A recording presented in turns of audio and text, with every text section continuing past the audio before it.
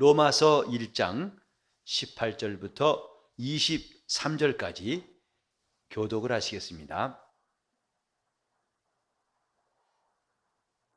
하나님의 진노가 불의로 진리를 막는 모든 사람들의 모든 경건치 않음과 불의에 대하여 하늘로조차 나타나나니 이는 하나님을 알만한 것이 저희 속에 보임이라. 하나님께서 이를 저희에게 보이셨느니라.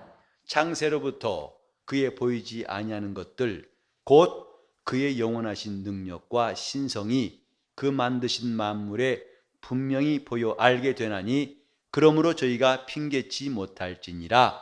하나님을 알되 하나님으로 영화롭게도 아니하고 감사치도 아니하고 오히려 그 생각이 허망하여지며 미련한 마음이 어두워졌나니 스스로 지혜 있다 하나 우준하게 되어 썩어지지 아니하는 하나님의 영광을 썩어질 사람과 금수와 버러지의 형상의 우상으로 바꾸었느니라. 하나님의 의가 필요하다는 것, 우리가 이것을 아는 것이 중요한데, 바울 사도는 이제 그 하나님의 의가 왜 필요한가를 여기 설명하고 있습니다. 의가 필요하다는 말은 자신이 불의하다는 뜻입니다. 죄인이란 뜻이에요. 그러니까 의라고 하는 말과 죄는 서로 상반된 것으로서 죄는 곧 불의를 말하는 것입니다. 의가 없다 이 말이에요. 그래서 의가 없다는 것을 깨달을 때에 의를 사모하는 겁니다. 마치 건강한 사람에게는 의원이 쓸데없으나 병든 자에게라야 그 의사의 존재가 실감이 나고 절실한 것처럼 우리가 지금 아무 뜻도 없이 생각도 없이 하나님의 의하는 것은 그건 별로 의미가 없습니다. 과연 지금 자기 자신의 불의함을 발견한 만큼 의를 찾는 거예요. 자기가 하나님 앞에서 어떠한 존재이라는 것을 깨달을 때에 비로소 하나님 앞에 겸비해지고 그를 높으신 분이라 알고 그분 앞에 순종할 마음을 갖게 되는 겁니다. 영적 생활 자체가 그분을 의식하는 데부터 시작되는 거거든요. 종교인들은 신을 이렇게까지 의식하라고 강조하지 않습니다. 그러나 우리의 신앙은 하나님을 의식하는 것부터, 그분을 느끼는 자들이, 그분을 깨달을 수 있는 자들이 비로소 신앙생활을 제대로 할 수가 있습니다. 오늘날 한국교회는 예수님이 안 계신다는 말을 들은 지 오래됐어요. 그리고 어떤 유명한 사람이 한 말은 내 안에 하나님이 안 계시다. 신자인데도 그걸 깨달았을 때 내 안에는 그분이 안 계시다. 이렇게 과연 자신을 통렬하게 느낄 수 있을 때에 비로소 신앙생활을 제대로 할 수 있습니다. 아마 여러분은 그렇게 계시겠죠. 당연히 주님 계시겠지. 그러나 어느 순간 깨닫고 보니까 자기 안에 주님이 안 계시더라는 것을 깨닫고서 회개하기 시작했다 이 말이에요. 우린 지난주에도 불렀던 찬송 기억하시죠? 주 예수 대문 밖에 기다려 서 있지만은 단단히 잠가두고 문을 열지 않으니까 못 들어오시네 라는 가사가 있습니다. 우리는 스스로 착각하는 것은 내가 지금 주님을 당연히 모셨고 그분은 분명히 내 안에 계실 거라는 착각. 꼭 그렇지 않다 이 말입니다. 착각일 수 있다 이것입니다. 그래 바울 사도가 말했죠. 고린도후서 13장 5절에 너희가 믿음에 있는가? 너희 자신을 시험하고 확증하라.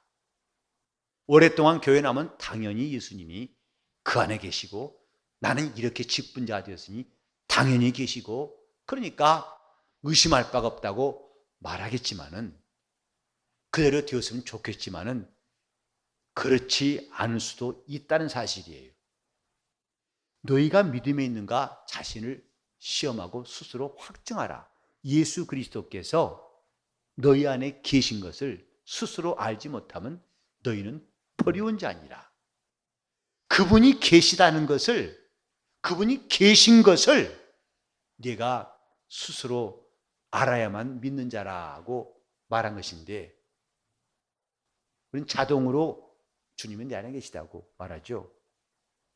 근데 그분이 계시다면 경건하면 따라오는 거예요. 경건이라는 것은 그분을 대하는 태도, 그분을 대하는 자세를 말하는 겁니다. 신 앞에 서 있는 자세,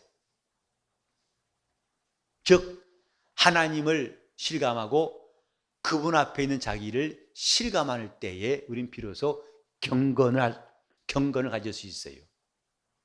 여기 보면은 모든, 이제 하나님께서 모든 경건치 않음과 불의에 대해서 하나님의 진노가 하늘로부터 쫓아나나니, 모든 경건치 않음과, 그 뒤에도 나옵니다마는 하나님을 알되 하나님으로 영화롭게도 아니하고 감사치도 아니하고 오히려 그 생각이 허망해지며 미련한 마음이 어두워졌나니, 하나님이 계시지만은 그분을 하나님으로 여기지 않는다 이 말이죠. 그래서 그분을 인정치 아니하고 여전히 자기 마음이 하나님이고 자기 주장이 앞서고 자기 이론이 앞서고 있어요. 자기 감정에 충실하고 있습니다. 자기 기분을 한 번도 버리지 않습니다. 그 사람은 하나님이 자기 안에 계시다고 말하지만 사실은 하나님이 없는 자라 이 말이죠. 그분이 계시다면 그렇게 할 수가 없다 이 말이에요. 우리는 우리 삶을 돌아볼 때 주님 없는 빈배가 된 적이 얼마나 있는지 한번 돌아보는 것도 중요한 겁니다. 예수께서 밤 사경쯤 되어서 물 위로 걸어오실 때 주님이 안 계신 그 배가 얼마나 위태로웠는지 그들은 거의 절망적이었습니다. 오늘이 이 생의 마지막 날이구나. 그 공포와 두려움이 얼마나 크든지 거의 정신을 잃어버릴 지경이었는데 그때 주님이 바다 위로 걸어오신다고요. 사람들이 놀라서 유령이다. 그러니까 주님은 안심하라, 내니 두려워 말라. 그래서 주님이 그 배에 오르시니까 풍랑이 잠잠해졌더라. 주님이 안 계신 배는 풍랑을 이길 방법이 없고 주님이 안 계신 배는 두려움을 이길 방법이 없습니다. 이미 성경에도 사랑 안에 두려움이 없고 온전한 사랑은 두려움을 내어 쫓나니 그랬죠. 여러분 지금 아까도 주님이 내 안에 당연히 계실 것이다 라고 생각했지만은 얼마나 자기 마음을 지금 붙잡아 줄 자가 없어가지고 파도가 흉흉한 파도가 배를 덮치는 대로 거기에 가련하게 흔들리며 고통당한 일들을 우린 남의 일처럼 볼 수 없지 않습니까? 주님이 계신다면 그 배는 흔들리지 않는다 이 말이죠. 주님이 계신다면 그 배는 두렵지 않습니다. 안전합니다. 하지만 우리는 예수님이 내 안에 계신다고 당연하다고 말해놓고도 얼마나 방황하고 얼마나 풍파를 이기지 못하고 걷잡을 수 없이 무너진 일들이 한두 번이 아니잖아요. 그러니까 어떻게 당연히 내 안에 계신다고 할 수 있습니까? 오늘 신자들이 과연 내 안에 주님이 계신가 하고 자기를 돌아볼 수 있는 시간이 필요한 겁니다. 기도하기 전에, 은혜받기 전에, 예배하기 전에, 봉사하기 전에, 헌신하기 전에 먼저 중요한 것은 그분이 계신가, 그리고 그분을 느끼는 거죠. 아, 우리는 눈 뜨지 않아도 내 부모님이 내게 젓가락을 느낄 때가 많아요. 아, 오시는구나.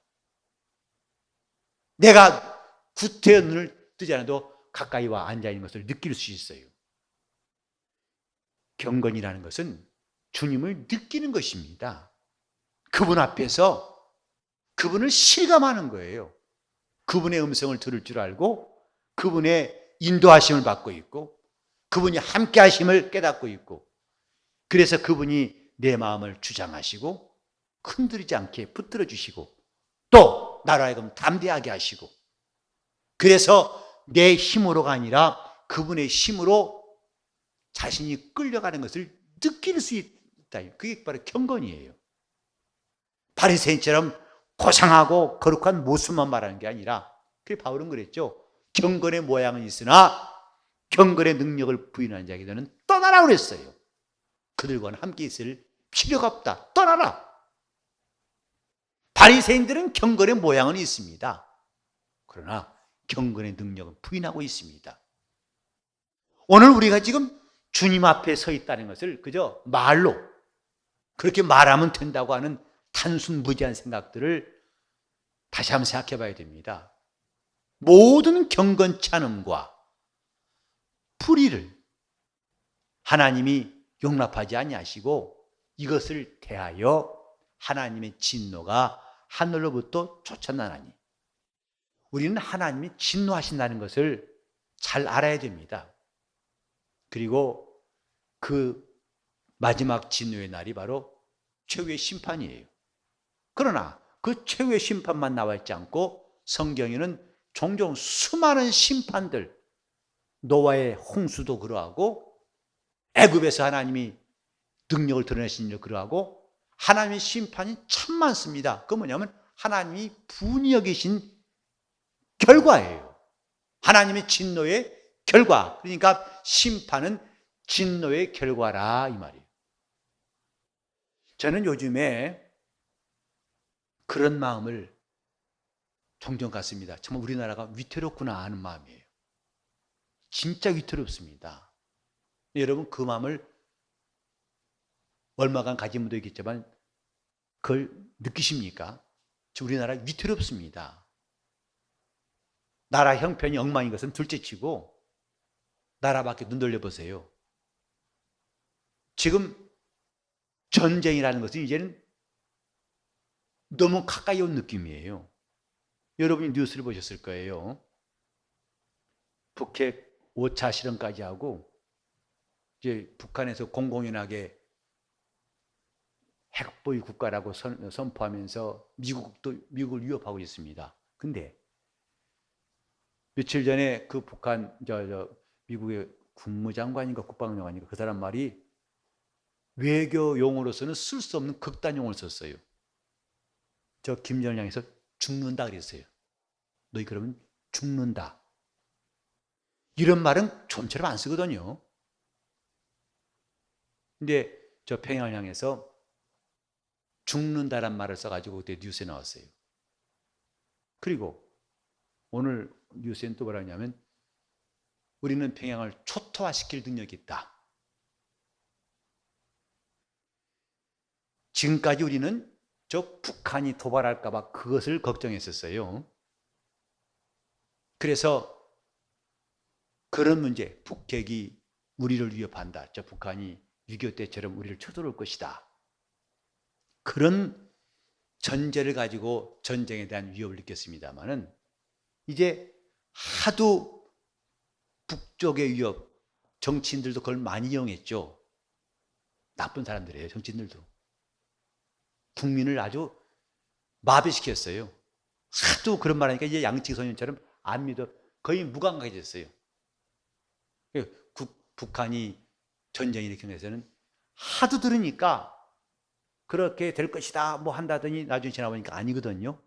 그러니 반복하다 보니까 이제 국가가 하는 말에 대해서 안 믿을 뿐만 아니라 북한이 설마 우리를 치겠어 이거거든요. 또 그러려면은 자기도 끝장일 텐데 2판 4판일 텐데 과연 치겠느냐. 전쟁의 가능성을 우리는 자꾸 북한에만 뒀어요. 근데 우리는 새로운 것입니다. 미국이 전쟁을 일으킬 수도 있어요. 저 김정은이 가만히 있어도 미국이 전쟁할 수 있습니다. 이미 그 가능성을 이라크에서도 아프간에서도 미국은 전쟁을 시작했습니다. 그들끼리 싸운 게 아니에요. 그러면 지금 미국이 어떤 이유로 전쟁할 명분이 있느냐? 너무 당연해요. 미국은 지금 공공연하게 북한에 위협받고 있고, 이건 자기들에게는 중대한 자존심 문제고, 특히 이제 저 장거리 미사일, ICBM급에 해당되는 미사일을 쏘면은 본토에도 떨어질 수 있어요. 이런 위협받고 미국이 참을 리가 없어요. 그들의 국익, 자기 나라의 이익과 이런 자기의 위협에 대해서는 미국은 우리 편 더 이상 안 돼줍니다. 미국은 우리 편이 아니에요. 지금 우방이지만은 자기들의 이익이 상반될 때는 얼마든지 다른 일을 할 수 있어요.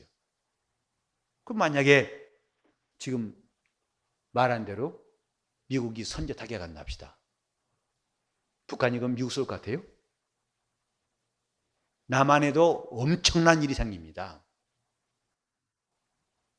미국이 저 북한을 공격한다고 해서 그럼 북한이 저 워싱턴을 향해서 쏠 것 같습니까?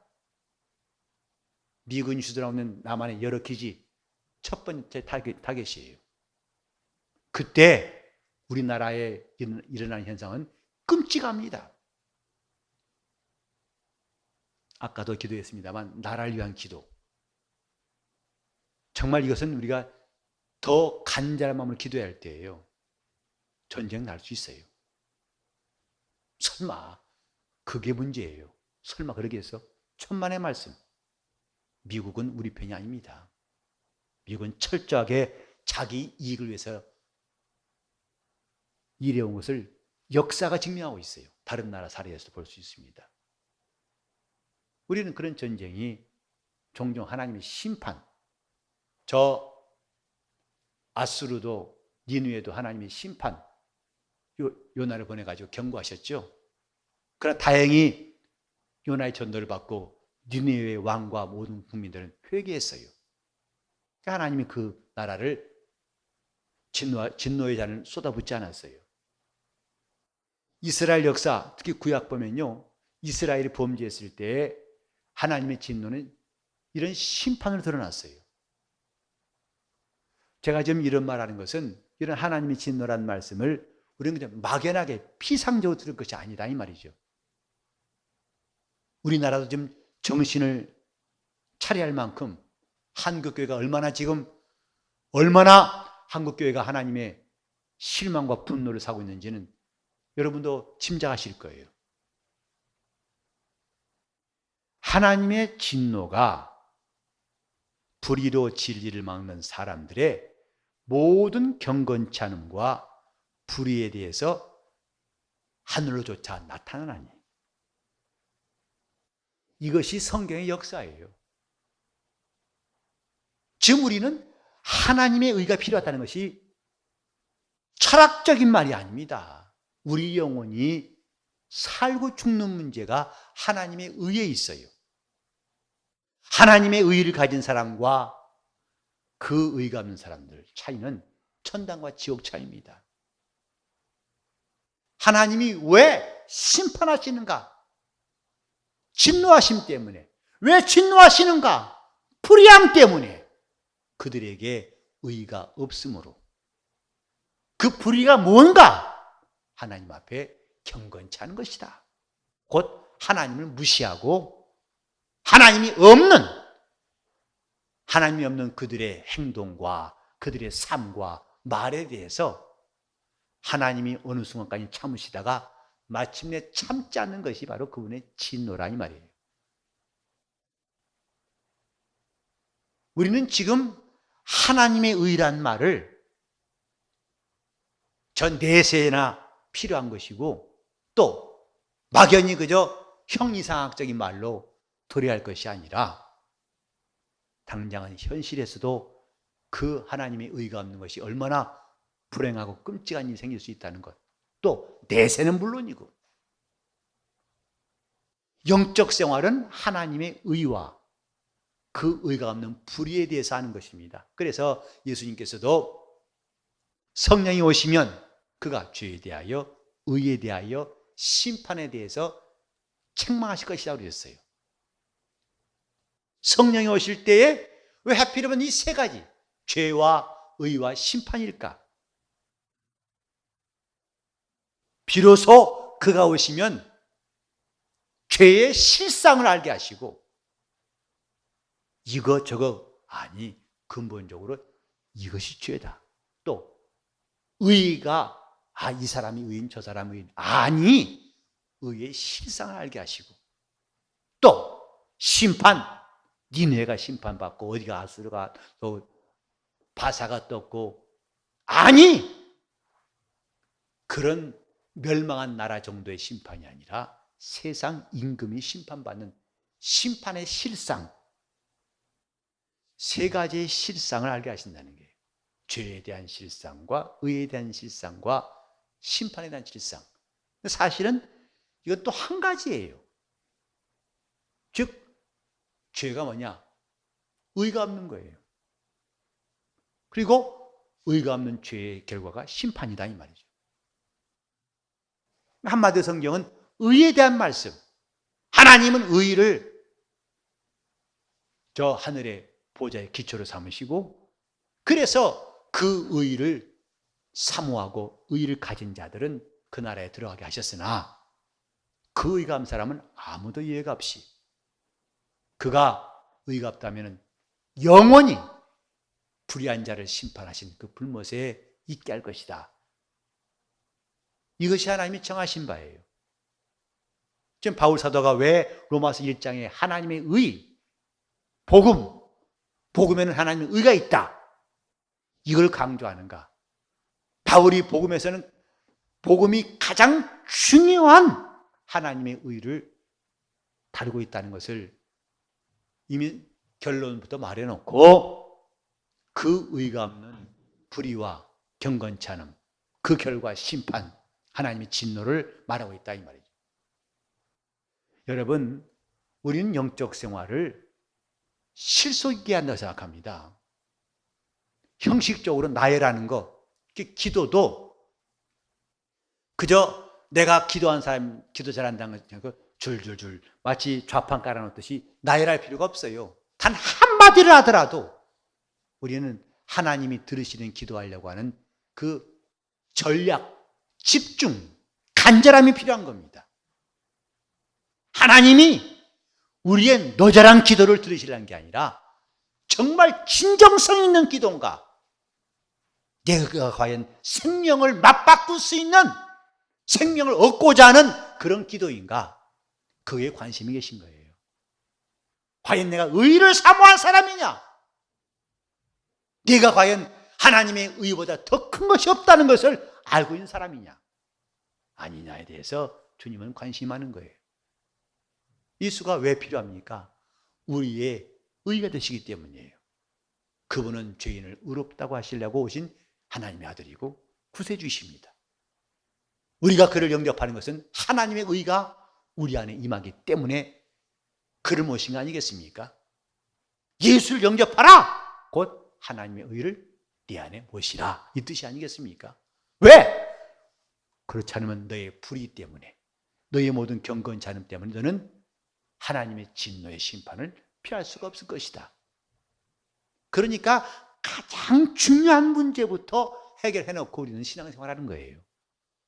내 영혼이 죽고 사는 가장 중요한 문제부터 확실하게 해결해놓고 그 다음에 우리가 저 하늘에가 누릴 영광과 보상을 위해서 준비하는 것, 이게 순서입니다.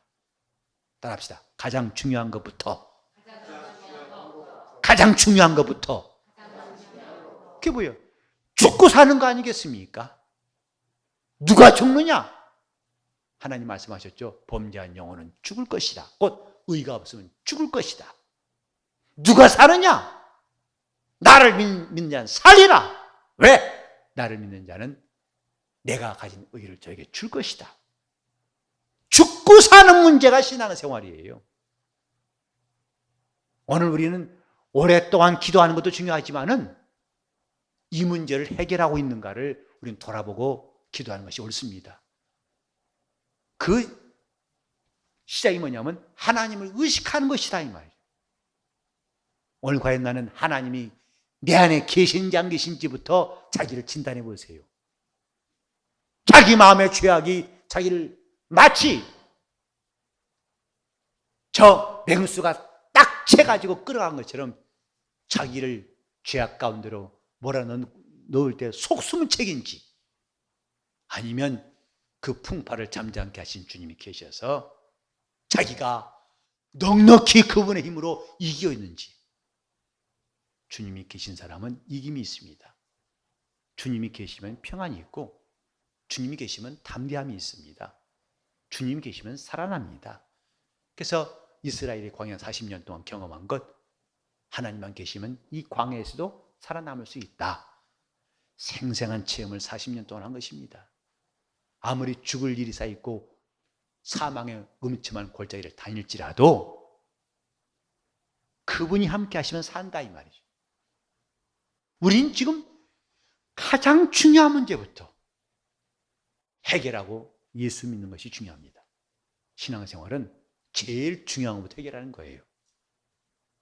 모든 불의, 모든 경건치 않음,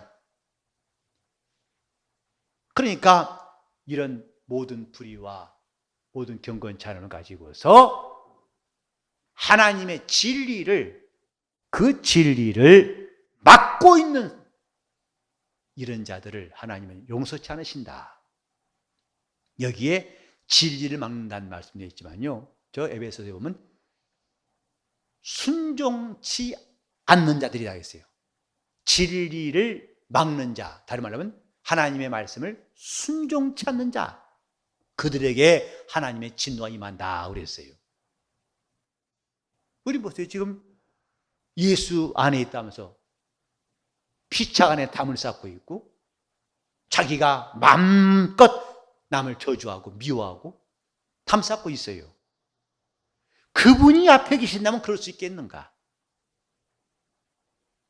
이제 이 뒤에도 나옵니다만, 원수 맺는 것과 저기 29절 이하에 쭉 합당치 못한 것들을 나열하고 계시는데, 지금 하나님이 계신다면 이렇게 당을 짓고 싸울 수 있을까? 마음에 문을 닫고 냉랭할 수 있을까?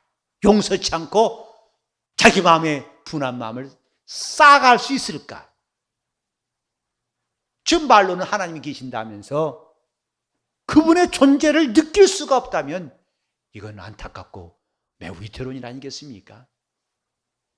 하나님의 진노가 누구에게? 불의를 행한 자에게. 어떤 불의를? 모든 경건치 않음과 불의로 진리를 막는 자들에게, 하나님 말씀을 막는 자들에게, 순종치 않는 자들에게.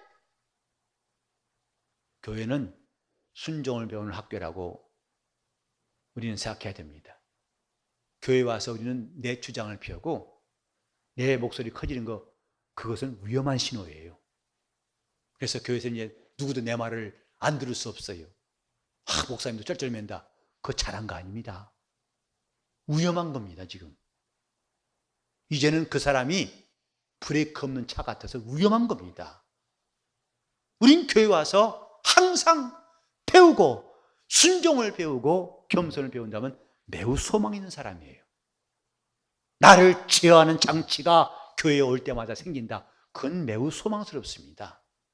그런데 계속 교회 나오지만 자기 마음을 누구도 제어할 수 없어요. 누구도 간섭할 수 없어요. 그것이 잘난 게 아니라 그건 매우 위험한 것입니다. 하나님 앞에서 우리는 그 진노를 피할 수 있는 길을 찾고, 그래서 우리가 주 앞에 서는 날 그분이 주시는 은혜에, 그가 베푸신 사랑을 감사하면서 영광에 들어갈 수 있도록 준비해야 됩니다. 신앙은 하나님의 의에 대한 확신. 하나님의 의가 있느냐, 곧 그분이 계시냐 이 말이에요. 불의한 자, 그분이 계시지 않은 자를 말한 것입니다. 교회에 나오냐 안 나가 기준이 아니에요. 전 이번 주에도 설교할 때에도 이에 연관된 말씀을 드리겠습니다만은, 사람들은 다 자기 기준 가지고 판단해요. 그것이 잘못된 겁니다. 그건 당장은 자기가 우길 수 있겠지만 나중에 그 우겨서 한동안은 자기가 이겼다고 하지만 하나님의 기준에 미달하면 그때는 불행한 것을 막을 수가 없어요. 하나님이 기준이십니다. 하나님의 기준을 무시했다가는 결국은 자기만 손해보는 겁니다. 나를 아무도, 그래서 나는 교회에서 그냥 무슨 일에도 엉망진창 일에도 누구다 아무도 말할 수 없고 못 붙잡는다고 그것을 자랑삼아 말하고 있다면 그 사람 불쌍한 사람이에요. 주님께서 하신 말씀을, 경고의 말씀을 들을 수 없다면 그건 불쌍한 겁니다. 솔로몬이 하나님 앞에서 범죄했을 때 하나님은 2번이나 경고하셨어요. 곧 그가 이방 여자들을, 다른 나라 여자들을, 공주를 취해다가 아내 삼으면서 그들이 섬긴 이방 신도 함께 끌고 들어왔죠. 하나님은 2번이나 경고하셨어요. 그러면 안 된다. 솔로몬이 듣지 않자 하나님은 3번째에 말씀하십니다. 그때는 그건 하나님의 심판이에요. 결정이에요. 내가 네 나라를 찢어버릴 것이다. 그래서 이스라엘과 유다가 나뉜 것은 성전 건축 때문에 나는 게 아닙니다. 이미 솔로몬 때는 성전 건축이 끝난 다음이에요. 그 성전뿐만 아니라 솔로몬이 궁전까지도 다 지은 다음인데 무슨 건축을 합니까? 건축에 불만이 있어가지고 저 북쪽으로 10지파가 올라가고 남은 2지파가 힘써 감당했다. 성전 건축에 대해서 그것이 원인이었다 말하지 않습니다. 솔로몬의 범죄 때문이었어요. 하나님이 이미 예언하십니다. 내가 나라를 쪼개버리겠다는 것입니다. 그러나 네 아비 다윗을 봐서 네 당대는 하지 아니하고 네 아들 때 나눌 것이다. 하나님의 말씀은 심판이에요. 우리는 그 음성을 들을 때에 자기 영혼이 깨어서 경성할 수 있기를 예수 이름으로 축원합니다. 하나님의 의를 사모한 사람은 그의 음성을, 그의 경고를 무시하지 않습니다. 그분의 판단을 결코 소홀히 저 롯의 사위처럼 농담으로 여기지 않습니다. 그것이 경건이에요. 하나님 말씀을 놓칠 수 없고 내가 함부로할 수 없는 그 무서운 말씀으로 들을 줄 아는 게 경건입니다.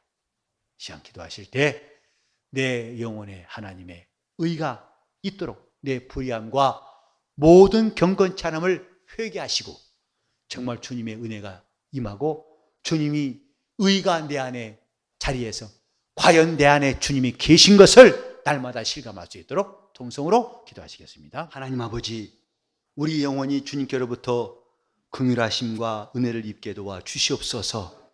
우리가 얼마나 위태롭고 우리 영혼이 얼마나 방황한지를 깨닫게 도와주시고 목 잡는 양같이 유리하며 마치 당연히 나는 주님이 계실 거라고 착각하지 않게 도와주시옵시고 우리가 믿음에 있는가 자신을 돌아보게 도와주시옵소서. 그래서 하나님 앞에 있는 내 영혼을 실감하게 도와주시옵시고 우리의 모든 경건치 않음과 불의함을 주께서 용서하시고 은혜 베풀어 주시되 우리 교회를, 우리 나라를 주님 불쌍히 여겨 주셔서 전쟁이 없는 오직 평화만 있는 나라로 주님께서 인도하여 주시옵소서. 우리의 완악함과 우리의 죄를 용서해 주셔서 우리가 교회를 위해 기도하고 나라를 위해 기도할 수 있는 성도들로 삼아 주시옵시고 그래서 어떤 일이 있을지라도 우리나라에는 전쟁이라는 불행한 일이 없도록 붙잡아 주시옵시고 하나님이 함께 하셔서 우리가 이 어려운 때 회개하고 오히려 전심으로 주를 향해